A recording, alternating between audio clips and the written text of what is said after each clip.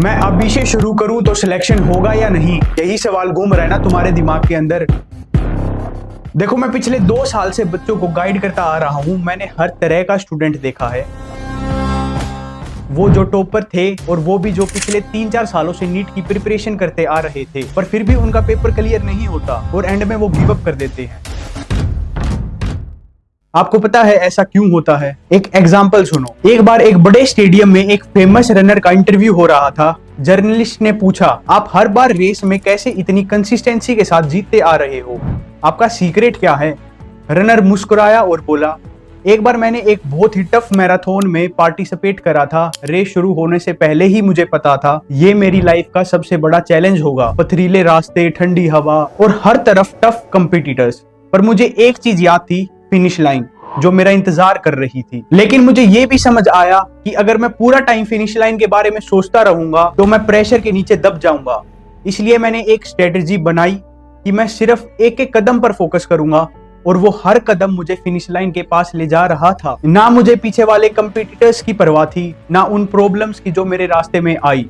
बस एक कदम, फिर दूसरा कदम और आखिरी में मैं चैंपियन बन गया। देखो, ऐसे ही जिंदगी की हर रेस में सिर्फ एक चीज याद रखो, वक्त और फोकस दोनों एक साथ छोड़ दोगे तो जीतना नामुमकिन है। डिस्ट्रैक्शन सिर्फ रास्ते के पत्थर हैं, अगर उन पर ध्यान दोगे तो गिर जाओगे। पर अगर सिर्फ अपने कदम और अपने गोल पे फोकस रखोगे तो फिनिश लाइन तुम्हारा इंतजार कर रही है। अब दोस्तों, नीट की प्रिपरेशन भी एक मैराथन की तरह है।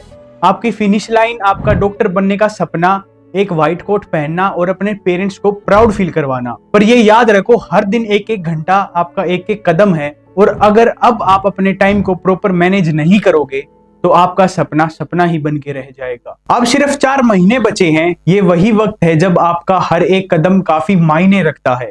इसलिए अपने सिलेबस को हर एक स्टेप में मैनेज करो, मॉक टेस्ट और प्रैक्टिस पेपर को अपने कदम बनाओ और हर दिन अपना बेस्ट दो। मैराथन टफ है, पर जो फोकस के साथ चलता है लास्ट में वही चैंपियन बनता है। और दोस्तों, चैंपियन बनने के लिए सिर्फ मोटिवेशन काफी नहीं है, टाइम टेबल भी होना चाहिए जिससे आप अपना हर एक मिनट प्रॉपर यूटिलाइज कर सको। और तुम्हारे लिए अब ये जरूरी है कि तुम्हारे सारे काम टाइम पर हो, सारी प्रॉब्लम सोल्व हो जाए। एंड इसलिए मैं तुम्हारे लिए नीट 2025 का एक परफेक्ट टाइम टेबल लेकर आया हूँ। एंड अगर तुमने इसको इम्प्लीमेंट कर दिया तो मैं गारंटी लेता हूं तुम्हारी जिंदगी बदल जाएगी। तो देखो, अब 2 तरह के स्टूडेंट होते हैं। फर्स्ट, जो स्कूल और कोचिंग दोनों जाते हैं, और सेकंड, जो सिर्फ कोचिंग जाते हैं। और दोनों का शेड्यूल बिल्कुल ही डिफरेंट है और इसलिए इनका टाइम टेबल भी अलग होगा। और इस वीडियो को बनाने से पहले हमने रिसर्च करी और ये देखा स्कूल वाले बच्चों के लिए कोई खास टाइम टेबल की वीडियो नहीं बनी थी। और आज मैं दोनों बच्चों के लिए टाइम टेबल बताऊंगा, एंड स्टार्टिंग विद कैटेगरी 1 जो कि है school plus coaching going students. सबसे पहले 5 to 5:30 AM wake up and freshen up. देखो, तुम्हें अपने दिन की शुरुआत थोड़ी जल्दी करनी पड़ेगी क्योंकि तुम्हें स्कूल और कोचिंग दोनों को मैनेज करना है। ये टाइम आपको दिन की फ्रेश स्टार्ट देने के लिए परफेक्ट है और इस 30 मिनट बस अपने आप को मेंटली रेडी करना है पूरे दिन के लिए। Then 5:30 to 6 AM workout and meditation. देखो, या तो आप रनिंग या वॉकिंग कर सकते हो जो कि बेस्ट रहेगा आपके लिए। अगर ये पॉसिबल नहीं है तो आप घर पर भी योगा या थोड़ी देर मेडिटेशन कर सकते हो। एंड बिलीव मी, ये आपको पूरा दिन फोकस्ड एंड एनर्जेटिक रखेगा। Then 6 to 7 AM biology revision. देखो, इसके बाद तुम्हें दिन की पहली सीटिंग लगानी है जिसमें तुम्हें एनसीईआरटी डायग्राम्स को और जो कल पढ़ा था उसको रिवाइज करना है, क्योंकि बायोलॉजी एक थ्योरेटिकल सब्जेक्ट है जिसको याद करने में काफी सारे कंसेप्ट्स लगते हैं और बायोलॉजी नीट के लिए सबसे स्कोरिंग सब्जेक्ट भी है। Then 7 to 8 AM get ready and breakfast. और इस समय तुम्हें स्कूल के लिए रेडी हो जाना है और ध्यान रखो, लाइट और हेल्दी ब्रेकफास्ट करो और सुबह सुबह हैवी खाने को अवॉइड ही करो। ये जरूरी है क्योंकि एनर्जी के बिना दिन निकालना मुश्किल होगा। देन 8 AM to 1 PM और जो भी तुम्हारा स्कूल टाइम है। बहुत सारे स्टूडेंट्स कहते हैं, भैया हमारे स्कूल में तो सिर्फ टाइम पास होता है क्योंकि वहां तो सिर्फ बोर्ड्स की प्रिपरेशन और टीचर भी उस लेवल के नहीं है। देखो, ये बात काफी हद तक सही भी हो सकती है, इसलिए इसका सॉल्यूशन ये है कि तुम अपनी क्लास में लास्ट बेंच पर बैठकर कोचिंग के मॉड्यूल सॉल्व कर लो या फिर कोचिंग का होमवर्क स्कूल के टाइम पर ही कंप्लीट कर लो। इससे तुम्हारा टाइम वेस्ट भी नहीं होगा और कोई बैकलॉग भी नहीं बनेगा। फिर है 1 to 2 PM lunch and nap. उसके बाद तुम लंच करो और थोड़ा आराम करो लेकिन ध्यान रहे, रिलैक्स करने का मतलब ये नहीं कि तुम इंस्टाग्राम पर रील स्क्रॉल करने लग जाओ या फिर नेटफ्लिक्स और यूट्यूब पर वीडियो देखने लग जाओ। इस वक्त तुम्हें फोन से बिल्कुल दूर रहना है और 30 से 40 मिनट की एक छोटी नैप लेनी है ताकि तुम्हारी एनर्जी वापस आए और तुम फिर से फोकस के साथ पढ़ाई शुरू कर दो। नेक्स्ट है 2 to 3:30 PM revision and question practice. इस समय पर तुम फिजिक्स या केमिस्ट्री के न्यूमेरिकल प्रैक्टिस कर सकते हो। अगर तुम्हारा सीटिंग टाइम ज्यादा नहीं है तो एक टेक्निक अपना सकते हो जो मैंने भी अपने स्कूल टाइम में यूज करी थी और मैं अभी भी करता हूँ, जो कि है 25 minute study and 5 minute break. इस टेक्निक का फायदा ये है, तुम्हारा पूरा फोकस 25 मिनट्स में सिर्फ पढ़ाई पर ही होगा, लेकिन याद रहे 5 मिनट के ब्रेक में फोन मत चलाने लग जाना। 3:30 to 7 PM कोचिंग। देखो ये चीज पर्सन टू पर्सन डिपेंड करेगी कि तुम्हारी कोचिंग की टाइमिंग क्या होती है, लेकिन ज्यादातर कोचिंग का शेड्यूल सिमिलर ही होता है और कोचिंग में तुम्हें सिर्फ एक चीज का ध्यान रखना है, जो तुम्हें पढ़ाया जा रहा हो सिर्फ उस पर ही फोकस करो, इधर उधर बिल्कुल ध्यान मत दो। कुछ स्टूडेंट्स क्लास में पढ़ाई को इग्नोर करके अपना होमवर्क करने लग जाते हैं, जो कि सरासर गलत है। इससे तुम्हारा पढ़ाया गया कंटेंट बैकलॉग बन सकता है और क्लास के ड्यूरिंग कुछ समझ नहीं आता तो तुम डाउट पूछने में भी बिल्कुल हेजिटेशन मत करो। अपने टीचर से तुरंत पूछ लो, नहीं तो बाद में क्वेश्चन सोल्व करते वक्त तुम्हें प्रॉब्लम होगी। Then 7 to 8 PM revision and dinner. देखो कोचिंग से आने के बाद सबसे पहले 10 से 15 मिनट का रेस्ट करो, उसके बाद जो कोचिंग में पढ़ाया गया है उसको तुरंत रिवाइज कर लो। और मैं गारंटी देता हूं कि अगर तुम कोचिंग के बाद वही चीज रिवाइज करते हो तो तुम शायद ही उस कंसेप्ट को कभी भूल पाओगे। और रिवीजन के बाद रिलैक्स माइंड के साथ डिनर करने बैठ जाओ। Then 8 to 10 PM self study. इस टाइम तुम फिजिक्स पर ध्यान दो और अपने वीक पॉइंट्स को स्ट्रॉन्ग करो। फिजिक्स के सारे फॉर्मूला रिवाइज करो और उनको याद करने की प्रैक्टिस करो। और अगर तुम्हें फिजिक्स का फ्री कोर्स चाहिए तो इस चैनल पर जाकर नीट 2025 फ्री कोर्स नाम की एक प्लेलिस्ट चेकआउट कर सकते हो। मुझे नहीं लगता इस वक्त तुम्हें उससे बेटर फिजिक्स की कोई प्लेलिस्ट मिलेगी, क्योंकि इस कोर्स में तुम्हें फ्री मॉक टेस्ट, DPPs और टेलीग्राम पर डाउट सॉल्विंग ग्रुप का एक्सेस भी मिलता है। वहां जहां सर तुम्हारे डाउट्स पर्सनली सॉल्व करते हैं, तो जरूर इस प्लेलिस्ट को एक्सप्लोर करो। नेक्स्ट है 10 to 10:15 PM next day planning. अगले दिन की प्लानिंग पहले से कर लो, एक प्रॉपर टू डू लिस्ट तैयार कर लो। इससे तुम्हारा रूटीन सेट हो जाएगा और अगले दिन का काम काफी आसान बनेगा। सुबह उठते ही तुम्हें ये सोचने की जरूरत नहीं होगी कि आज मैं क्या करूं क्या नहीं, सब कुछ पहले से ही एक प्लान्ड होगा। और उसके बाद 7 घंटे की अच्छी नींद लो ताकि तुम अगले दिन फ्रेश और फोकस रहो। और अपना टाइम टेबल अपने शेड्यूल के हिसाब से भी तुम एडजस्ट कर सकते हो, क्योंकि सभी की स्कूल और कोचिंग की टाइमिंग अलग होती है।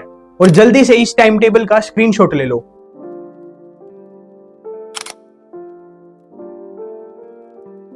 अब आते हैं सेकंड पॉइंट पर, जो बच्चे सिर्फ कोचिंग जाते हैं। पहले है 6 to 6:30 AM wake up and freshen up हो जाना है। उसके बाद 6:30 to 7 AM वर्कआउट कर लेना है और 7 to 7:30 AM ब्रेकफास्ट कर लो। नेक्स्ट है 7:30 से 9 AM फर्स्ट सेटिंग, और इसमें तुम्हें रिवीजन प्लस क्वेश्चन प्रैक्टिस करनी है। रिवीजन सिर्फ उस टॉपिक की करो जो तुमने एक दिन पहले पढ़ा था, और बिलीव करो ये एक बहुत इफेक्टिव स्ट्रेटेजी है, क्योंकि हमारा भूलने का ग्राफ काफी तेजी से नीचे गिरता है। लेकिन अगर बीच बीच में रिवीजन करते रहोगे तो कंसेप्ट तुम्हें लॉन्ग टर्म तक याद रहेगा।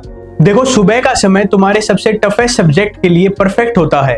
अगर तुम्हें फिजिक्स टफ लगती है तो उस पर काम करो, अगर बायोलॉजी टफ लगती है तो उस पर फोकस करो। जब तुम अपने टफेस्ट सब्जेक्ट को सुबह ही टैकल कर लेते हो तो ना सिर्फ तुम्हारे दिन प्रोडक्टिव रहता है, बल्कि तुम्हारे अंदर एक अलग ही कॉन्फिडेंस और सेटिस्फेक्शन का एहसास होता है। इसके बाद 9 to 1 PM कोचिंग टाइमिंग, तो ये पर्सन टू पर्सन डिपेंड करेगा, लेकिन एक बात याद रखना, कोचिंग में तुम्हें पूरे ध्यान के साथ पढ़ाई करनी है, इधर उधर ध्यान मत दो और क्लास के बीच में कोई एक्स्ट्रा क्वेश्चन सोल्व करने मत बैठ जाओ। जो टीचर तुम्हें पढ़ा रहे हैं उनकी बातों को ध्यान से समझना बहुत जरूरी है, क्योंकि जितना अच्छे से समझोगे उतना ही तुम्हारा कंसेप्ट क्लियर होगा। और जब कोचिंग के बाद आओगे 1 to 2 PM तो तुम्हें लंच और नैप लेना है और फिर से 2 to 5 PM अपने सेकंड सीटिंग चालू करनी है। इस समय तुम केमिस्ट्री पर फोकस कर सकते हो, क्योंकि इस वक्त तुम थोड़े थके हुए होते हो और केमिस्ट्री एक ऐसा सब्जेक्ट है जो आसानी से हो जाता है। साथ ही उस दिन क्लास में जो पढ़ाया गया है उसका रिवीजन जरूर करो, इससे कंसेप्ट तुम्हारे दिमाग में लॉन्ग टर्म तक याद रहते हैं। क्लास के नोट्स रिवाइज करने के बाद उनसे रिलेटेड क्वेश्चन भी प्रैक्टिस करो, क्योंकि तुम्हारी अंडरस्टैंडिंग और स्ट्रॉन्ग हो जाए। Then 5 to 5:30 PM you can relax. तुम थोड़ा वॉक करने या फ्रेश एयर लेने के लिए घूमने जा सकते हो, लेकिन इसका मतलब ये नहीं है कि तुम फोन पर टाइम पास करने लग जाओ, किसी से अननेसेसरी की बातें करने लग जाओ। याद रखो तुम्हारे पास टाइम काफी लिमिटेड है और उसे वेस्ट करने का कोई ऑप्शन नहीं है। हर मिनट को वाइजली यूज करो। अब 5:30 to 7:30 PM एक थर्ड सीटिंग लो। इस वक्त तुम्हें अपना तीसरा सब्जेक्ट करना है, चाहे वो फिजिक्स करो या फिर बायोलॉजी। लेकिन याद रखो इस समय तक तुम्हारा ब्रेन बिल्कुल थक चुका होगा, इसलिए ज्यादा लोड लेने की जरूरत नहीं है। फिर भी पढ़ाई जरूर करो और टाइम वेस्ट मत करो, क्योंकि 80% स्टूडेंट्स इस वक्त के बाद पढ़ना छोड़ देता है। अगर तुम इस टाइम को प्रोडक्टिव बनाते हो तो ये तुम्हारे लिए एक एडवांटेज हो सकता है। और फिर 7:30 से 8:30 PM एक लंबा ब्रेक लो। अपने पेरेंट्स के साथ बैठकर डिनर करो और उनके साथ क्वालिटी टाइम बिताओ। एंजॉय करना भी जरूरी है तो वो करो, लेकिन ध्यान रहे इंस्टाग्राम पर स्क्रॉलिंग करने मत लग जाना। ये वक्त रिलैक्सेशन और फैमिली के साथ बॉन्डिंग का है, उसका पूरा यूज करो। Now 8:30 to 10:30 PM revision slot. ये स्लॉट तुम्हारे लिए बहुत इंपॉर्टेंट है, क्योंकि इस वक्त तुमने जो पूरा दिन पढ़ा है उसको रिवाइज करना है। और नीट के एग्जाम में सबसे ज्यादा जरूरी जो चीज है वो है कंसिस्टेंट रिवीजन। साथ ही जो क्वेश्चन तुमने गलत किए हैं उनको दोबारा सोल्व करो, क्योंकि हमारा दिमाग का एक पैटर्न होता है। अगर हम एक बार कोई क्वेश्चन गलत करते हैं और उस पर काम नहीं करते तो वापिस से उसी गलती को रिपीट करते हैं। इसलिए किसी क्वेश्चन को इनकम्प्लीट या छोड़ा हुआ मत रखो। इस लॉन्ग स्टडी सेशन के बाद तुम रेस्ट ले सकते हो, लेकिन इस टाइम के बाद बेस्ट यूज वही होगा अगर तुम जो पढ़ा हुआ है उसको अच्छी तरह से रिवाइज करो। ये प्रैक्टिस तुम्हारी अंडरस्टैंडिंग और मेमोरी दोनों को स्ट्रॉन्ग करेगी। देन 10:30 to 10:45 अगले दिन की प्लानिंग पहले से करना बहुत ही इफेक्टिव होगा तुम्हारे लिए। बिलीव मी, प्लानिंग से तुम्हें क्लियर पता होता है अगले दिन तुम्हें क्या करना है, और ऐसे ही रैंडमली काम करने की बजाय एक प्रॉपर डायरेक्शन मिलती है। सब कुछ पहले से सेट होने की वजह से तुम्हारा टाइम वेस्ट नहीं होगा। प्लानिंग करने के बाद आराम से सो जाओ ताकि तुम अगले दिन फ्रेश और फोकस्ड रहो। और ये कोचिंग वालों का टाइम टेबल है, जल्दी से स्क्रीनशॉट ले लो। जो टाइम टेबल मैंने बताया है वो वीकडेज के लिए है, लेकिन संडे का शेड्यूल बिल्कुल ही अलग होगा, क्योंकि उस दिन ना तुम्हारी कोचिंग होती ना तुम्हारा स्कूल। अब संडे को क्या करना है, चलो तुम्हें सिंपल तरीके से समझाता हूँ। Till 8 AM freshen up and breakfast. 8 AM से 1 PM तक तुम्हें रिवीजन करनी है।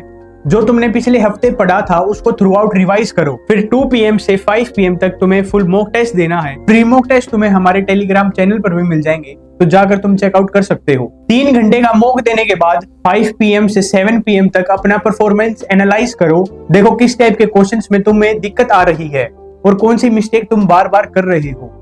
अपनी मिस्टेक्स को एक सेपरेट नोटबुक में नोट करो ताकि इन फ्यूचर तुम उन मिस्टेक्स को अवॉइड कर सको। और फिर 7 से 8 PM ब्रेक लो डिनर का। फिर उसके बाद 8 PM से 10 PM तक उन क्वेश्चंस को दोबारा अटेम्प्ट करो जो तुमने मॉक टेस्ट में गलत किए थे, और फिर उनसे रिलेटेड क्वेश्चंस ढूंढो और उन्हें फिर से सॉल्व करने की कोशिश करो। साथ ही उन टॉपिक्स को भी स्ट्रॉन्ग कर लो जो तुम्हें टेस्ट के दौरान मुश्किल लगे थे। बिलीव मी, अगर तुम ये स्टेप फॉलो कर लेते हो तो तुम्हारा टेस्ट परफॉर्मेंस बहुत ही इंप्रूव हो जाएगा। अगर तुम कंसिस्टेंटली ये करते रहोगे अगले 4 महीने के लिए, तुम्हारे मार्क्स 100% इंप्रूव हो जाएंगे। और एक बात का ध्यान रखना, डिस्ट्रैक्शन से दूर रहना। ना इंस्टाग्राम पर रील्स देखना, ना यूट्यूब, ना नेटफ्लिक्स। बस 4 महीने अपनी जी और जान लगा दो नीट का पेपर क्लियर करने के लिए। अगर तुम सच में डॉक्टर बनना चाहते हो तो अपने लिए एक पॉजिटिव मैसेज लिखो कमेंट सेक्शन में। इससे तुम अपने गोल को मैनिफेस्ट करोगे और अपने डिटर्मिनेशन को सबको दिखाने का एक चांस मिलेगा। तो चलो मिलते हैं ऐसी ही अगली वीडियो में। Till then take care, bye.